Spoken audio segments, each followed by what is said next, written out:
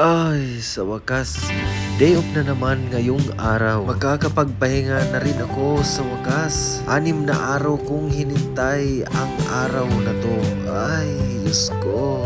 Another blessing na naman, Lord, ang binigay mo sa akin sa araw na to. Kaya naman sisimulan ko ang araw na to na masaya, mapayapa at walang iniisip na regarding sa trabaho. Kasi sa isang linggo sa trabaho mo, ikaw ay stress, talagang nakapokus ka sa mga gagawin mo sa araw-araw. Kaya naman sa araw na to, hayaan muna natin ang mga problema sa trabaho. Day off. Ito ang araw natin sa ating mga sarili. Lalo na kung OFW ka katulad ko. Iba ang trabaho sa Pilipinas at iba rin ang trabaho dito. Isa lang ako sa mga tao sa Pilipinas na nangarap na magkaroon ng magandang trabaho sa abroad at kumita ng medyo malaki-laki. Ganda magtrabaho sa Pilipinas dahil malapit ka lang sa pamilya mo. Yun nga lang, ang kikitain mo doon ay hindi sapat para punuan lahat ng pang-araw-araw. Dito naman sa abroad, kikita ka nga ng malaki-laki pero malayo ka naman sa pamilya mo. Dati ay super excited ako na magkapag-abroad kasi marami akong mga kakilala, kapamilya na nasa abroad din na nakikita ko na maganda ang buhay, sagana ang pamilya, nabibili ang luho, magaganda ang mga damit, nakakabili ng mga sasakyan, nakakapagpagawa ng magagandang bahay at nabibili lahat ng gusto. Kaya kung ikaw na nanonood ka sa Pilipinas ay masasabi mo talaga na napakadali mag-abroad. Kaya naman talagang maiinganyo ka na magpursige na makapunta dito sa abroad. Dahil kahit papano ay gusto mo rin maranasan ang guminhawa ang buhay, matustusan ang mga pangangailangan, mabigyan ng magandang kinabukasan ang iyong mga pamilya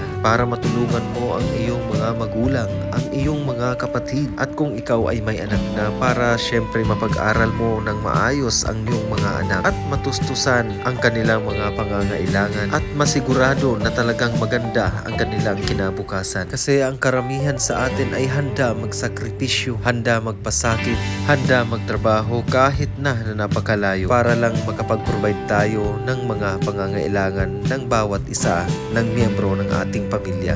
For today's video mga guys ay babahagi ko sa inyo ang aking mga ginagawa kada day off ko. Sabi kasi ng boss ko, mag-day off ako para naman daw makapag-relax at makapagpahinga ako. Pahinga? Akala niya lang yun.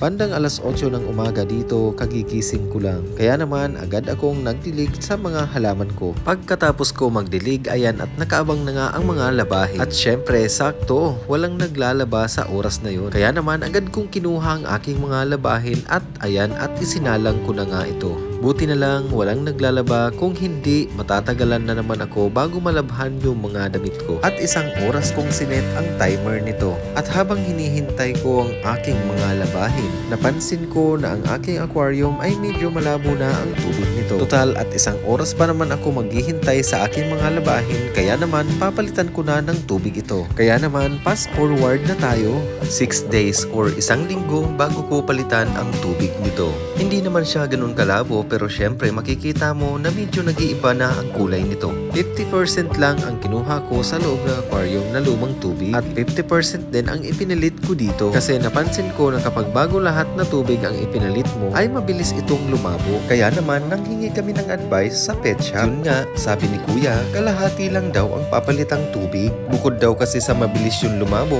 nai-stress din ang mga isda kasi bagong temperature na naman. Ayan, masasaya na ulit sila dahil sa nakalanghap na sila ulit ng sariwang tubig. Pagkatapos kong palitan ang tubig, ito naman at sinunod ko itong water filter. Lingguhan ko rin ito bago linisin at talagang makikita mo sa video na talagang napakarumi nito. Talagang sinasala niya ang mga dumi lahat sa loob ng aquarium. Ayan, kitang-kita nyo naman ang ebidensya, diba?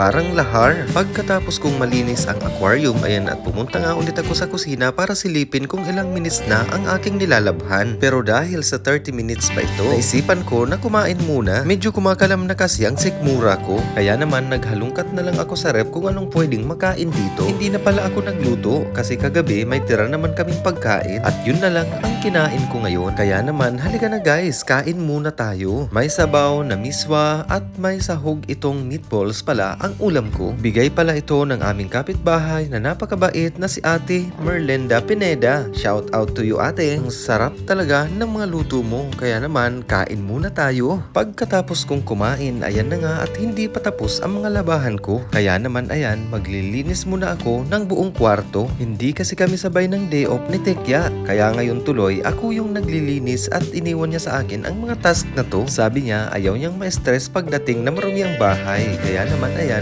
nilinis ko talaga itong maigi para pagdating niya ay masupresyo siyang napakalinis ng kwarto namin. At dahil sa hindi pa kami nakakabili ng vacuum, ayan at mano-mano na lang ang ginawa ko. Winalisan ko na lang ang paligid at pati ang carpet. Pagdating kasi sa linisan, talagang napakamitikulosa ni Tekya. At syempre para hindi ako mapahiya, ayan na nga at nilinis ko talagang maigi. After 30 minutes na linisan, ayan at shining aling na nga ang room namin. Nasa 17th floor pala kami at may bintana ito. Kaya naman maliwanag na maliwanag dito. At pagsilip mo dito malapit sa bintana ay makikita mo ang aking mga halaman na alagang-alaga ko yan. At syempre para mabango ang kwarto, ayan na nga at binuksan ko nga ang diffuser. Mala hotel ang room namin no.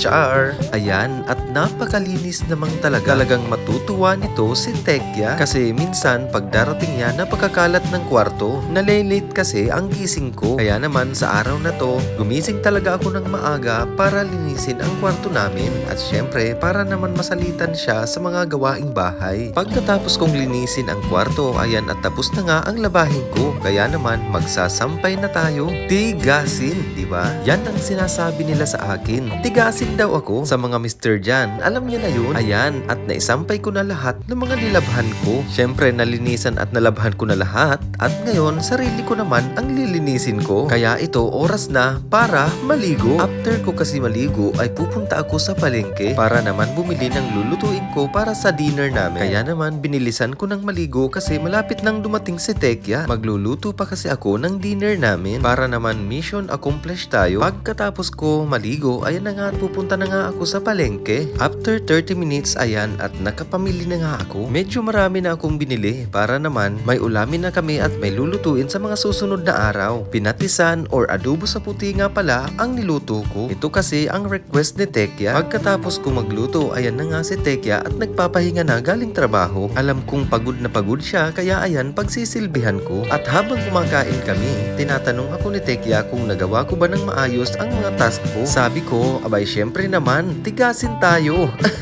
Pagkatapos namin kumain, ayan na nga at nagpresenta na nga si Tekya na siya na ang maghuhugas. Akala ko makakapagpahinga na ako. Akala ko lang pala yun kasi ito pala magpaplansya pa pala ako. Talagang tigasin, diba? Kasama kasi ito sa sinumpaan namin na magsasama kami at magtutulungan sa hirap at ginhawa. At teka, kasama ba dun ang gawaing bahay? Joke lang po, syempre kasama na yun. Tapos na si Tekya maghugas, tapos na rin ako mamalansya. Ayan na nga at magtututbrush na nga kami kasi maya-maya lang at matutulog na. Kasi may pasok na naman bukas. At ayan at tapos na naman ang buong araw na day off ko. Nagawa ko na nga lahat ng mga task na ibinilin sa akin ni Tekya. Kaya naman it's time to claim the prize. Si Tekya naman ang may task sa akin ngayon. Hanggang sa susunod na video. Good night!